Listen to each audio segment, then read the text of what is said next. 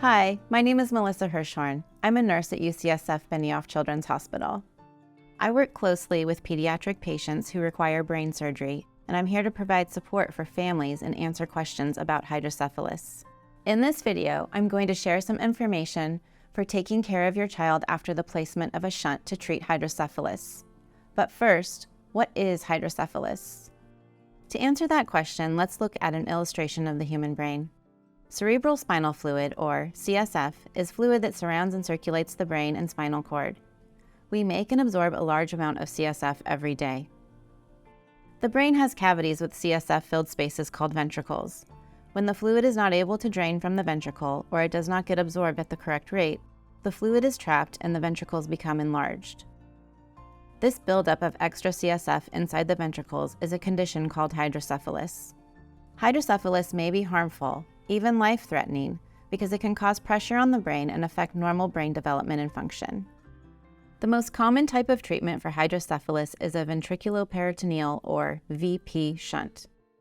The job of the VP shunt is to divert CSF from the brain to another cavity to absorb the fluid. Most frequently, the CSF is diverted to an area of the abdomen called the peritoneum. In some patients, it can be diverted to another cavity. A shunt has three parts. The first is a ventricular catheter. This is a flexible tube that is placed into the ventricle and drains the CSF out of the brain. The second is the valve.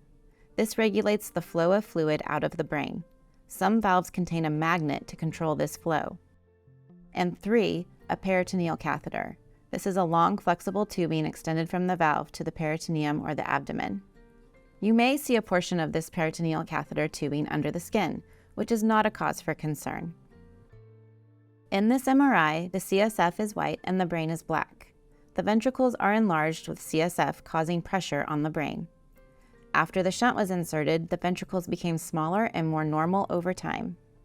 Your neurosurgeon will provide you with information about the type of shunt and the setting specifically selected for your child. At some point, it may be necessary to adjust your child's shunt setting. To do this, we use a programmer made of plastic and a magnet. This will not harm your child. We place the programmer on your child's head over the spot where the shunt has been inserted, and it tells us what the current setting is. To change the setting, we insert the magnet and turn to the desired setting. We then confirm the new setting with the programmer. Certain adjustable shunts are sensitive to magnets, and some electronic devices like laptops, tablets, and smartphones contain magnets that may affect the shunt setting. It's okay for people with magnet-sensitive shunts to use these devices. Just make sure not to let them come within 2 inches of the shunt valve. Household appliances like refrigerators, lamps, microwave ovens will not affect your child's shunt. MRI scanners, on the other hand, have a very large, powerful magnet. Care should be taken when scheduling any type of MRI. If your child has a magnet-sensitive shunt and is scheduled to have an MRI, the shunt must be reset on the same day by clinicians with specialized training. We have nurses, advanced practice providers, and doctors at UCSF Benioff that can set your child's shunt right after the MRI. Like any device, a shunt can fail. If left untreated, it could lead to coma or even death in a matter of hours to days. Having the shunt function properly is essential to your child's health. It's important that you contact your neurosurgeon when you notice any of the following in your child.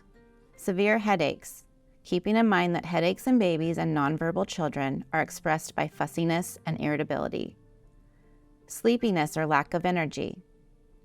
Persistent vomiting or abdominal distension, which is when the abdomen is protruding and feels firm. A persistent downward gaze. Vision changes or dizziness. New seizures. A decline in academic performance.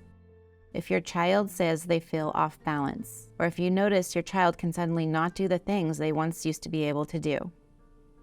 It is advised that only highly trained neurosurgical providers manage possible shunt failure. We have a neurosurgeon on call at all times. If you have any concerns about shunt failure in your child, you can call us at these numbers, which are also provided in your discharge paperwork. We recommend pausing this video right now and storing these phone numbers into your phone book. If your child will not wake up or they experience any other life-threatening emergency, please call 911 immediately. In summary, people with VP shunts can live a normal life and do almost anything people without shunts can do. They can swim, go on amusement park rides, fly on airplanes, and pass through security screenings without an issue. Still, this life-saving device will take some adjustment and requires ongoing monitoring. Just remember, our UCSF Benioff Children's Hospital team is here for your child and your family. Please contact us anytime you have questions or concerns, as we are available 24 hours a day, 7 days a week. Now that you've completed this hydrocephalus video training, a member of our team will meet with you personally to address any questions you may have and specific guidelines for your child. Thank you for allowing us to take care of your family.